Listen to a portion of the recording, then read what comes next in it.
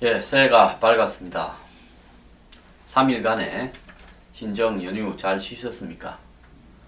황장수의 뉴스 브리핑 2016년도 힘차게 여러분들에게 언론이 말하지 않는 이야기, 그리고 무엇이 올바른 의견인가에 대한 확실한 신념을 가지고 정확하게 여러분에게 다가가도록 하겠습니다.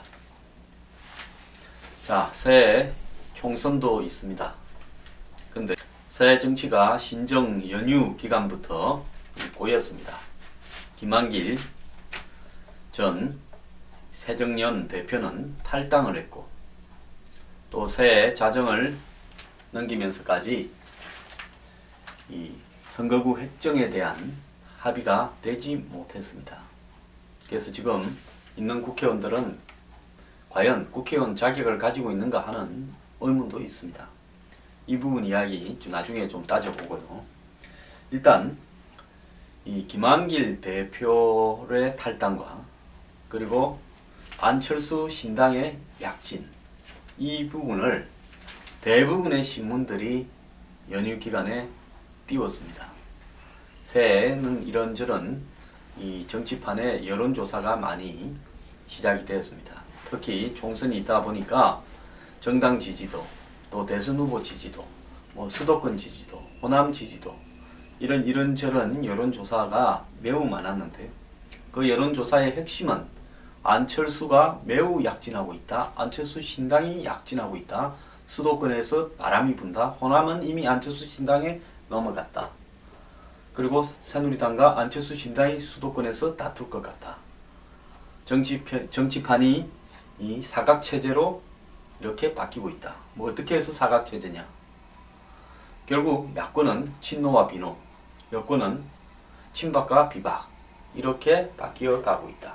이 구도가 이 총선을 바라보는 관점의 핵심이고, 총선이 끝나면 이 사각 구도는 한 번 더 또 해체모여 형태식으로 바뀔 것이다. 이렇게 지금 평가가 되고 있습니다. 안철수 신당을 열심히 띄우는 언론의 배경에는 과연 무엇이 있을까요? 저는 이 안철수 신당은 그야말로 총선 전후에 예정되어 있는 이원 집정부제를 지지하는 여야 세력들의 정계 개편의 서막이다. 저는 그렇게 이야기를 하고 싶습니다.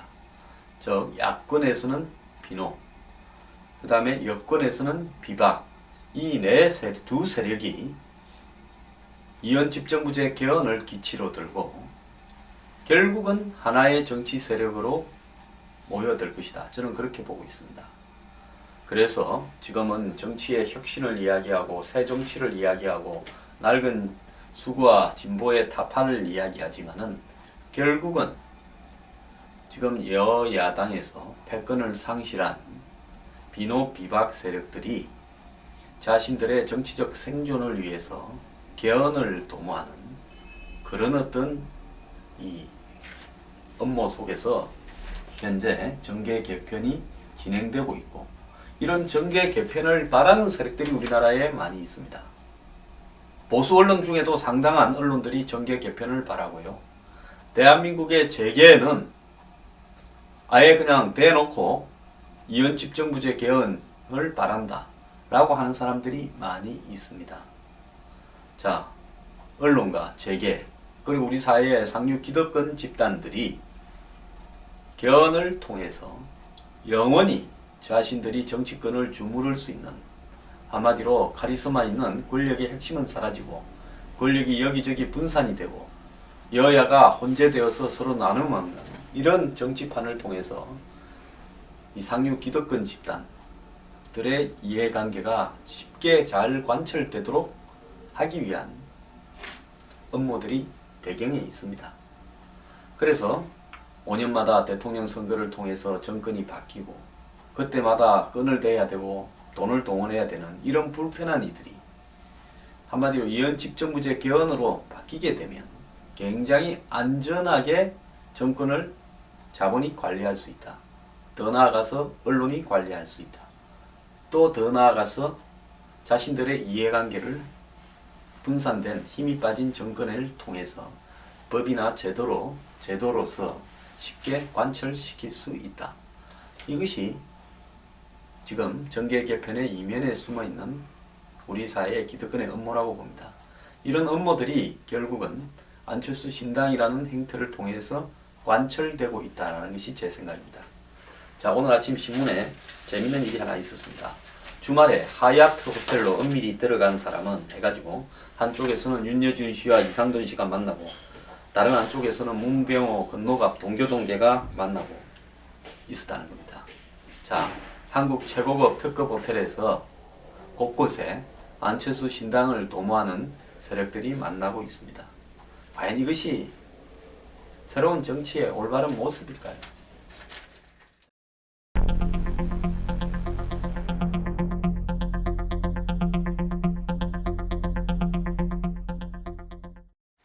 또 연휴 기간에는 안철수 신당의 당대표로 정운찬 전 총리를 영입하기 위한 움직임이 열심히 물밑에서 진행되고 있다는 겁니다. 자, 정운찬 전 총리는 어떤 분입니까? 이분 동관성장을 주장하면서 삼생을 주장했지만은 사실은 이분은 이명박 정부에서 4대강이나 세종시인 문제 등을 잘 관철시키기 위해서 총리로 영입된 분입니다. 즉 가장 보수적이라고 할 수 있는 이명박 정부에서 총리를 하셨던 분입니다. 그런 분이 이명박 정권이 끝나기도 전에 지난 대선 말미에 문재인 대표 지지를 선언했습니다. 그런데 지금 이분을 안철수 신당은 당대표로 영입하기 위해서 애를 쓰고 있다. 자, 그리고 김한길 대표도 만나고 있다. 안철수와 김한길 대표는 안철수 탈당 전부터 또 탈당한 뒤에도 그리고 어제 김한길 자신이 탈당할 때까지 수도 없이 만났습니다. 이미 두 사람이 교감을 나누고 있다는 것은 세상이 다 아는 이야기입니다. 자, 동교동계 안철수 신당 윤여준 씨 그리고 이제 정운찬 씨. 자, 안철수 씨는 이런 사람들을 모아서 신당을 만들겠다고 지금 하고 있습니다. 자, 안철수 신당에 이 합류하고 있는 인물들 중에는 지금까지 의원 8명이 탈당했죠. 그런데 그런 의원, 호남, 광주의 의원, 일부 수도권 의원 등이 안철수 신당으로 갈 건데 안철수 의원 측은 6월 15일 전에 이 사람들을 20명 이상 모아가지고 교섭단체를 구성하려고 하고 있습니다. 원내 교섭단체가 되면 88억의 국고 선거 보조금이 지불되게 되어 있습니다. 그러면 선거를 치를 만한 충분한 실탄이 확보되는 걸 의미하는 거겠죠. 자, 겉으로는 남을 향해서는 어제 김한길 대표도 탈당하면서 박근혜 대통령을 독재하고 아지비니 수구보수니 온갖 비판을 가했습니다. 그리고 자기가 있던 문재인 친노 측을 향해서는 입에 담지 못할 이야기들을 많이 했습니다. 오만, 독선, 정오, 기교, 패권, 갑질, 막말, 비리. 정말 당을 떠나면서 여태까지 기자회견을 한 사람 중에서 가장 심한 발언을 하고 떠났습니다. 즉 자기가 같이 물을 마시던 우물에 완전히 침을 뱉은 게 아니라 오바이트를 하고 떠났습니다. 자, 그렇게 떠난 김한길 의원은 어떤 사람입니까? 2007년에 이미 당시에 자기가 중심이 되어서 창당했던 열린우리당을 해체시키는데 앞장을 서서 선도 탈당을 주도하면서 대통합 민주신당을 만들었다가 대선에 참패한 경력이 있습니다. 그리고 한동안 정치를 쉬었죠. 그러다가 또 나타나서 정계 개편의 해결사인 척하고 있습니다. 작년에 자기가 안철수를 당에 끌어들여서 공동대표를 맡으면서 자신의 정치적 수명을 연장했습니다. 그런데 그렇게 하는 동안 과연 자신은 무엇을 했는가? 자신은 2013년 6월경에 당대표가 되어서 그 다음에 1년이 넘는 기간 동안에 당대표를 하는 동안에 과연 야당을 변화하고 혁신시키기 위해서 무엇을 했는가? 시청 앞에 텐트 치고 몇 달간 수염도 안 깎고 농성한 것, 그리고 박 대통령 앞에서 적어온 글을 갖다 일방적으로 읽은 것, 이런 것밖에 더 있는가 하는 겁니다. 자, 신당은 그냥 당내 공천에서 패권을 상실한 세력들이 공천이 어렵게 되거나 당에서 주도권을 잡기 어려우니까 개헌을 기치로 밖으로 뛰어나가서 여당 세력까지 끌어들여 가지고 이제는 한번 우리끼리 나눠 먹는 그런 정치 세력을 한번 형성해 보자. 그래서 돌려가면서 나눠 먹으면 평생 나눠 먹을 수도 있겠다 하는 세력들이 지금은 일단은 독자적으로 대선 승리의 가능성이 얕아진 호남 세력, 지지를 등에 업고 지지를 외연적으로 키우고자 하는 지역 패권론가, 또 한마디로 권력을 나눠 먹자고 하는 이현집정부제 개헌 음모 세력, 이런 세력들의 결합체라고 밖에 볼 수 없습니다. 구정치인의 이합 집산을 이룬 신당 세력이다. 이 외에 뭐라고 설명할 수 있겠습니까? 그것도 야당에서만 구정치인을 모아한 게 아니라 여권까지 끌어들이고 있습니다. 자, 정당이 되려면 올바른 정당의 가치, 즉 정당이 주장하는 그 이념과 가치가 이 당은 당규에 이렇게 제대로 돼야 될 거고, 그걸 바탕으로 이 정책이 짜여져야 될 거고, 그 다음에 인물에 있어서 그야말로 새로운 정치의 가치를 만들기 위해서 평생 노력해온 사람들이 거기에 뛰어들어서 이 정치판을 물갈이를 하는 그런 모습을 보여야 될 거고, 그 다음에 세 번째는 그야말로 대한민국의 낡은 가치들, 즉 지역 대결이나 이런 어떤 무모한 이념 대결, 이런 부분들을 청산할 수 있는 그런 가치들을 보여야 되는데, 지금 이 안철수 신당은 어느 것 하나 그런 걸 보여주지 못하고 있습니다. 정책이 뭔가는 여전히 모호하고, 사람에 대해서는 여야의 한마디로 공천을 받지 못할 인사들을 긁어 모아서 교섭단체를 이루겠다. 흘러간 물들을 다 긁어 모아서 지역구도에 의존하겠다. 그러니까 정운찬식 영입하겠다는 거 아닙니까?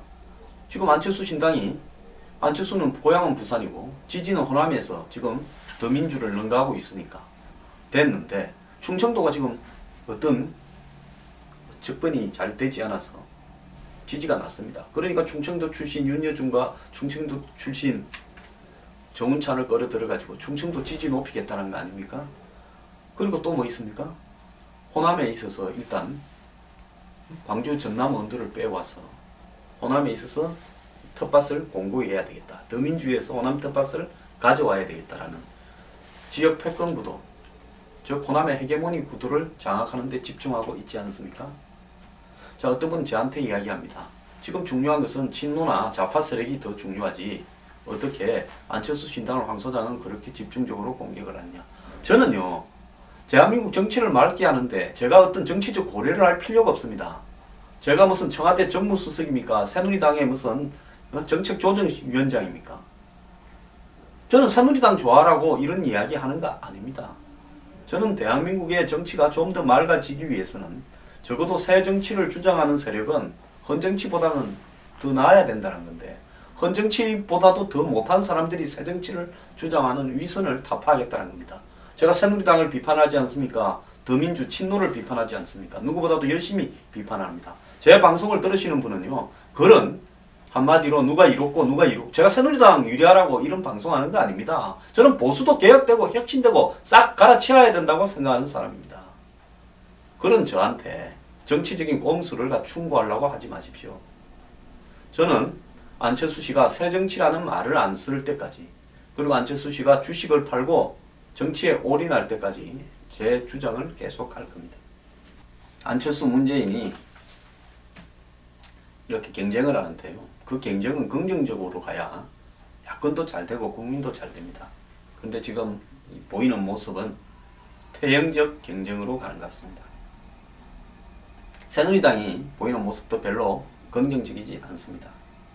자, 정치판이 전부 뒤로 가고 있다. 이게 제 생각입니다.